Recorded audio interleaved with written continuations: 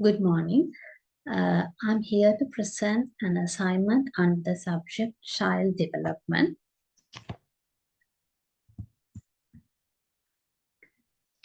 The topic of this assignment is reasons for different stages of growth and development in early childhood.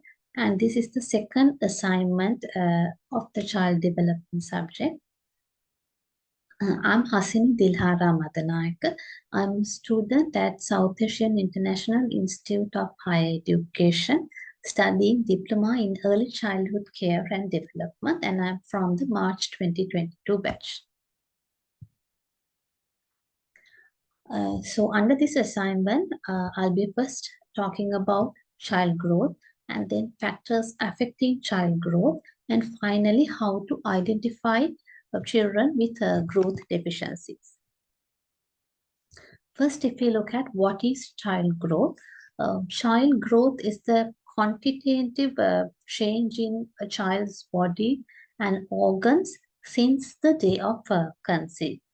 And child growth has a specific pattern and it becomes complex gradually. When the child starts to grow little by little, this growth becomes a bit complex. And growth assessment is one of the easiest ways to confirm any health problems and nutritional issues within a child.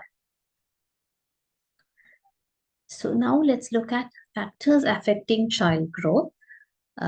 So I've listed down some of the factors like genes, age, weight at birth, gender, different diseases, financial stability of the family, environment, disability. So let's further discuss on these factors. So the first one is genes. Genes, we all know that that's the inherited part from our parents. So genes have an effect on most of the physical characteristics of the child, such as height, weight, the body structure, maybe the color of their eyes, the texture of their hair, and even intelligence and aptitudes also can be inherited from genes as per researchers. So genes can affect the growth of the child to a greater extent since it carries the inherited part from our parents. And the next factor is birth weight. This also, of course, have a greater impact on a child growth, especially if the birth weight is really low. That child may be vulnerable to so many diseases during the first stage of his growth.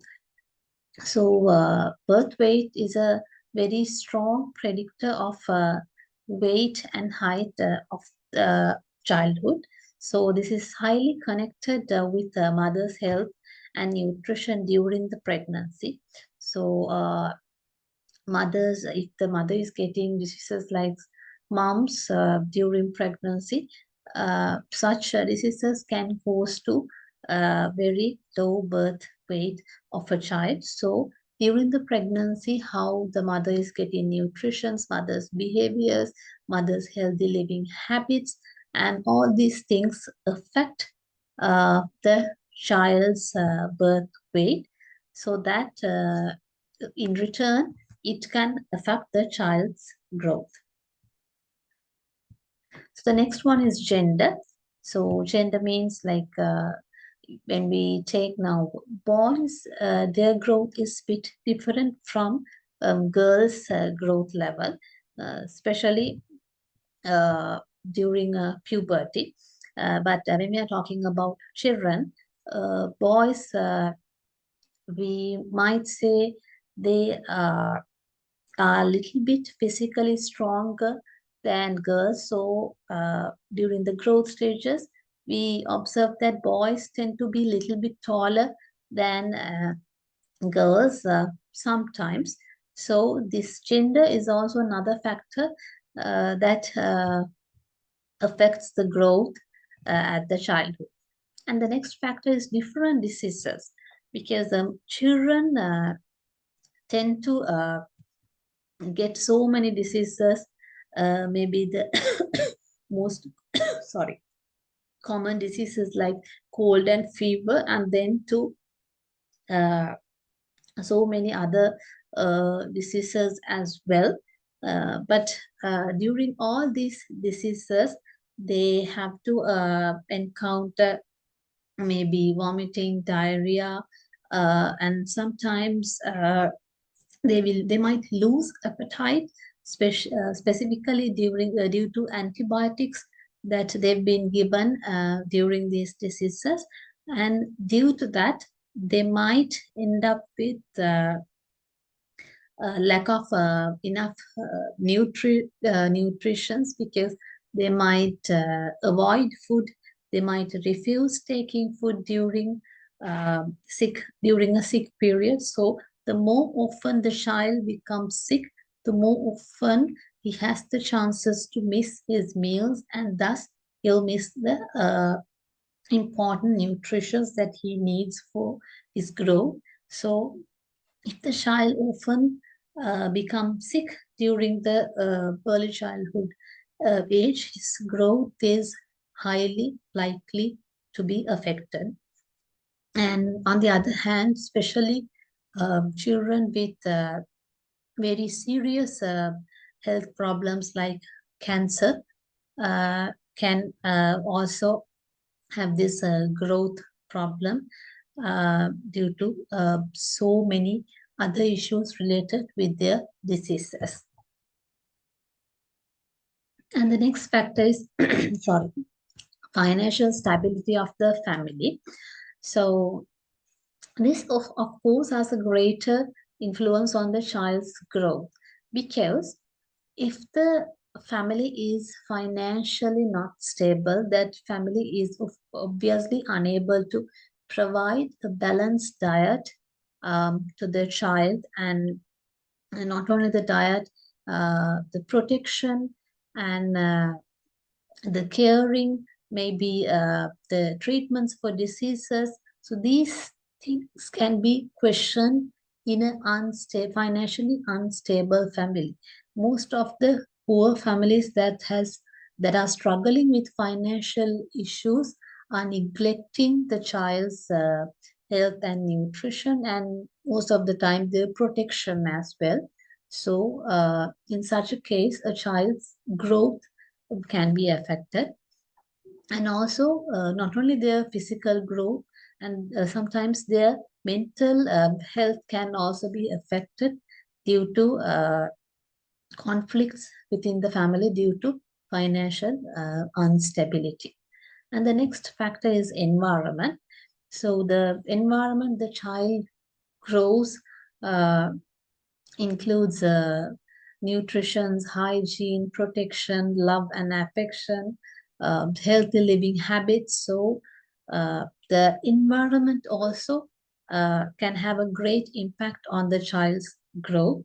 So if the environment is such that it doesn't have any pleasant background for a child to grow in terms of protection, love, and affection, maybe healthy living habits, uh, healthy social relationships, so that the growth of the child can be threatened. And the final one is disabilities. So we come across so many children with sometimes bone disabilities, and sometimes even disabilities caused due to accidents. So in such cases also, their health, their growth can be at a risk, because if it's due to an accident, then their lifestyle can be totally changed. Then their food taking habits, their mental health, these factors can be affected, and due to that, the growth can also be affected. And if it's a disability with the birth, then still due to that disability, sometimes the child might be encountering weight loss, maybe problems with the BMI, or maybe mental health issues. So in that way, these disabilities are also affecting the growth level of a child. Sorry. Now let's look at how to identify children with growth deficiencies, because as teachers, that is the most important role for us. Uh, we should know how to identify children with growth deficiencies. So, first of all, these children doesn't show the required motion, the required responses according to their age. They might be responding, they might be showing some motion, but it might not be adequate with their age limit. Uh, compared to the other children at the same age level, they might be lagging behind. And the second point is the language proficiency. Sometimes these children with growth deficiencies might have language problems, especially in communication. So with this also we can identify some uh, links to growth deficiencies. And the third one is these children obviously have issues with their emotions. They have yeah, maybe in controlling, in expressing and understanding emotions, they might be having some issues. So that also can be a noticeable symptom for a teacher, for a parent, or for any adult to identify a growth deficiency. And on the other hand, they even though they respond, sometimes their responses are very lethargic, very slow, and they are reluctant to even they're so reluctant to respond. So these hints might alert us to find some issues with growth deficiencies. And that's all I have with this assignment. And I'm really thankful to the subject teacher, Madam Jayasuriya, for guiding us towards the subject information and towards these assignments. And thank you, Mr. Janaka Kamalgoda, and all the others who helped me in numerous ways. Thank you very much.